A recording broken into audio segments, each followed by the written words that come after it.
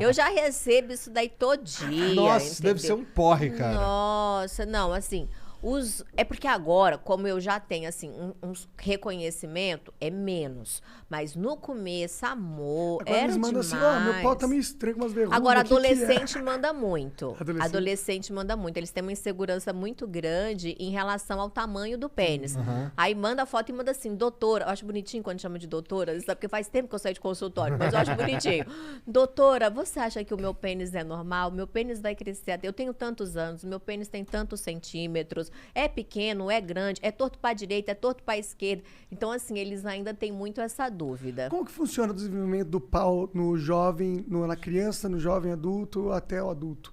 O pau, ele cresce que época, você sabe, você entende? Ele vai desenvolver aí até, igual à puberdade mesmo, até o fim da puberdade, até os 18, 21 anos de idade. Depois disso daí, não mais. Entendi. Tá? E tem alguma coisa que você pode fazer errado pro teu pau não crescer? Por exemplo, se você tiver fimose.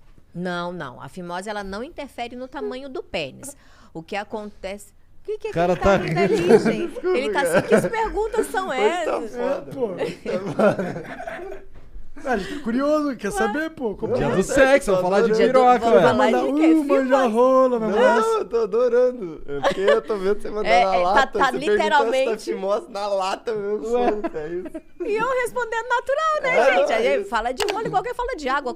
E eu acho que esse é o grande problema da sexualidade. Não, o pessoal Quando a não fala. gente vai falar de sexualidade, por que tem que baixar a voz? Por que tem que ficar vermelho? Por que tem que mudar o tom? Por quê, né? Vocês já conversaram aqui nessa mesa a respeito de todos os assuntos. É. Por que não conversar a respeito de sexualidade da mesma maneira? Eu Claro. acho que essa é a grande diferença. Porque é assim que eu trato o meu trabalho.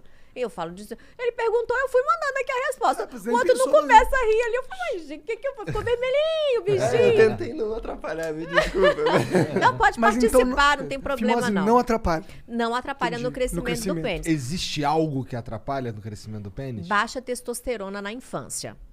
Então, geralmente, quando o homem ele tem um pênis muito pequeno, um micropênis, o que é um micropênis? É um pênis que ele tem ereto até 8 centímetros de comprimento.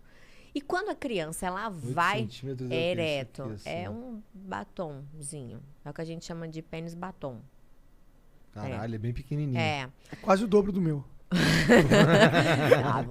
Quase. Vamos É, lá. enquanto tiver língua e dedo, Não passa necessidade. É. Não Isso você tá me passa. dando, é isso? Não passa necessidade, tá certinho? E eu falo isso, falo, tem língua e dedo pra quê, gente? é. Vamos lá. Então, na infância, o pediatra, ele já consegue perceber isso daí, né? Se o pênis realmente é um pênis muito pequenininho ali pro tamanho, só que ele precisa a criança desenvolver ali até uns 8, 9, 10 anos de idade, que é quando vai entrando na puberdade e vai tendo desenvolvimento. Se não for tendo esse desenvolvimento aí é legal fazer algumas dosagens de testosterona na criança. Então, se eu tiver- Quando ela for, na criança, assim, quando ela for entrando na puberdade ali. Porque não pode dos foder 12, o crescimento não, dela hormonal dos nesse 12 sentido. aos 18 anos ali. Mas isso, assim, é algo muito raro. Por isso que tem que ter o acompanhamento com pediatra, sabe? E as mães de meninas também. O que está acontecendo hoje em dia? As meninas estão menstruando muito mais novas. As meninas estão menstruando com 9 anos de idade, 10 anos de idade. E a mulher, quando ela menstrua, ela para de crescer. Então, assim, eu sou mãe de menino, mas eu tenho várias amigas. Eu tenho 2 sobrinhas, eu tenho várias amigas que são mães de meninas. E aí eu vejo com elas. Elas têm que fazer o acompanhamento, medir no pulso, se ainda está crescendo, se não está crescendo, se o osso está indo, se não está indo.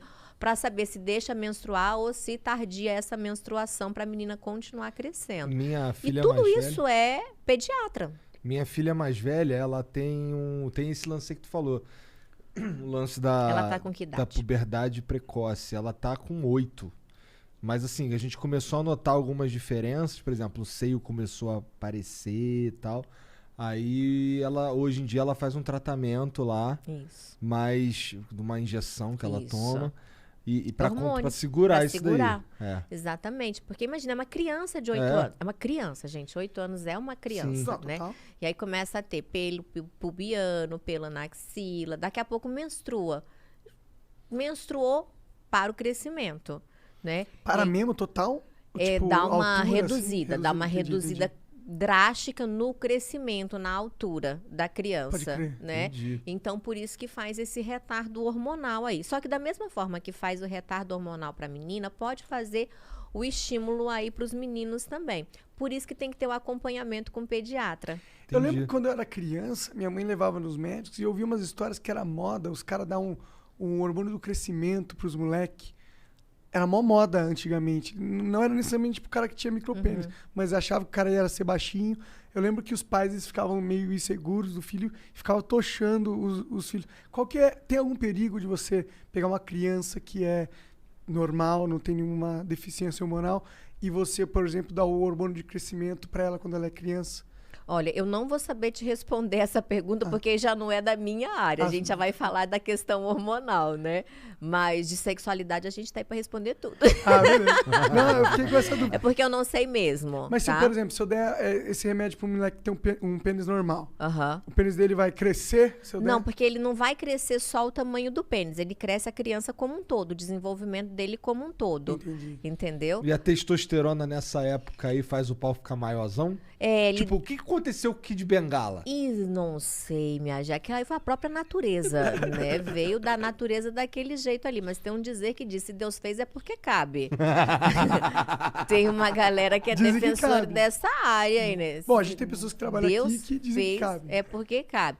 Eu aí, como quem trabalha com anatomia, tenho as minhas restrições a respeito dessa informação. Porque a vagina, gente, ela tem um tamanho. O reto também. O ânus, né? O cu, falando bem ali. Tudo tem um tamanho. A vagina, ela vai ter de 7 a 10 centímetros em estado de repouso. Quando essa mulher, ela tá excitada, isso dilata tanto pro lado quanto pro fundo. E aí a gente tem ainda ali uma redução do colo do útero. Então, anatomicamente, vai caber em torno de 18 centímetros até 20 centímetros. Mais do que isso, bate no colo do útero, incomoda, dói, machuca. Eu já tive caso, por exemplo, de quando eu trabalhava em consultório de paciente que teve que fazer cauterização de colo de útero porque o pênis do marido era muito grande. Caralho. Então, pra que um negócio gigantesco, né? Se não sabe também não sei pra brincar quê. com aquilo ali, Tem gente. que ter essa parada mesmo não, viu, galera? Pau gigantesco. Não é? Vamos ali do padrão nacional. Qual que é a média? Aí o pessoal deve falar assim, mas gente, qual que é o tamanho, então, desse negócio? A gente falou do micropênis, são pênis aí com até 8 centímetros. De 8 a 12 centímetros são pênis pequenos. De 12 a 18 centímetros é um pênis normal e acima de 18 centímetros é um pênis grande. Média do brasileiro, de 14,5 a 16 centímetros. Parece suficiente, né? Eu tô feliz. Bacaníssimo, bacanérrimo. Mas tem o lance da bitola do pau também, não tem? Tem também. E aí o pompoarismo da mulherada faz uma diferença do caramba também, né? Interessante. Interessante. Porque se ela pega um pênis que é mais fino e ela consegue estreitar o canal vaginal, os dois vão sentir muito mais prazer, Pode crer. né? Pode crer. Sente, porque ela estreita o canal vaginal. Agora, quando pega também um pênis mais calibroso, é legal também saber fazer os exercícios de relaxamento. Porque o pessoal acha que pompoarismo é só a contração para poder ficar mais apertadinha. Funciona? Super funciona. Só que a gente também aprende a relaxar a nossa musculatura. Então, por exemplo, para mulheres que são vagínicas, né? Aquelas que têm o vaginismo, uma contratura da musculatura involuntária, elas têm que saber relaxar essa musculatura. Mais importante saber relaxar para elas do que saber contrair. Então, a gente realmente, literalmente, adapta o treino para a necessidade de cada um. E tu tem um curso disso, Eu não tem? tenho um Tem que ter. curso. Tenho um curso. Tenho o curso feminino e o curso masculino. O feminino é o aperta e solta e o masculino é o vigor masculino. Aí, esse aperta e solta, vamos lá. Vamos Para as lá. mulheres, vai. É um exercício, é sempre... É fácil dizer pra mim, mas assim, é uma pergunta real. Vamos lá. É um exercício, é sempre o mesmo exercício? Não. Não. Porque, por exemplo, o músculo ele precisa de estímulos diferentes. Então, eu falo que a gente tem que treinar 5 habilidades da pepeca. Primeira, consciência corporal, mobilidade, força, resistência e relaxamento. Para cada um deles, eu tenho um exercício diferente. Então, eu falo aperta e solta porque aperta, solta, né? Então, ficou visualmente mais fácil da mulherada entender. Mas eu tenho diversos exercícios. Eu posso fazer um exercício de resistência. Aperta. Segura, segura, segura, segura, solta. É como se fosse um exercício de isometria na academia. Tem um exercício de velocidade.